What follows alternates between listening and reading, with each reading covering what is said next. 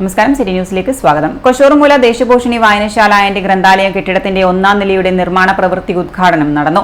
Registration പുരാവസ്തു വകുപ്പ് മന്ത്രി രാമചന്ദ്രൻ കടന്നപ്പള്ളി ഉദ്ഘാടന കർമ്മം നിർവഹിച്ചു. ഇതുപോലെ രാവിലെ നമ്മുടെ മേലച്ചുവ പുതുതായി പ്രവൃത്തി ആരംഭിക്കുന്ന ഫ്ലൈ ഓവറിന്റെ തറക്കല്ലിടൽ ചടങ്ങായിരുന്നു. പൊതുമരാമത്ത് വകുപ്പ് മന്ത്രി റിയാസാണ് അത് തറക്കല്ലിട്ടത്.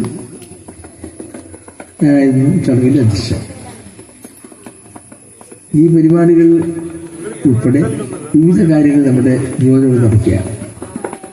അത് വായനശാലയെ ചെറുകളില്ല, ഭൂസ്ഥാപനങ്ങളായ ചെറുകൾ വിവിധ കാര്യങ്ങളാണ്.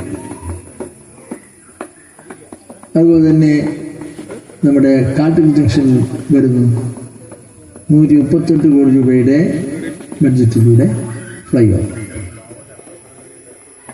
32 കോടി രൂപയാണ്.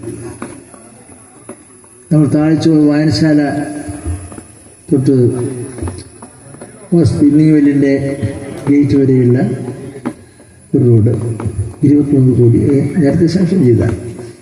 മണ്ഡലം MLA കൂടിയായ രാമചന്ദ്രൻ കടന്നപ്പള്ളിയുടെ 2021-22 ആസ്തി വികസന ഫണ്ടിൽ നിന്നും അനുവദിച്ച 15 ലക്ഷം രൂപ ഉപയോഗിച്ചാണ് നിർമ്മാണം നടത്തുക. മലയാള ഭാഷാ പുരസ്കാരം നേടിയ ജനു ആയിച്ചാൻ കണ്ടിയെ മന്ത്രി ചടങ്ങിൽ ആദരിച്ചു. കോർപ്പറേഷൻ കൌൺസിലർ KV സവിത അധ്യക്ഷത വഹിച്ചു. Edakkad zonal assistant engineer Athul PK, P Prakashan, VV Kuttikrishnan, Mridula Ramesh, Srikanth Varma, C Lakshmanan, KC Srinivasan, Rajeevan TK എന്നിവരും സംസാരിച്ചു.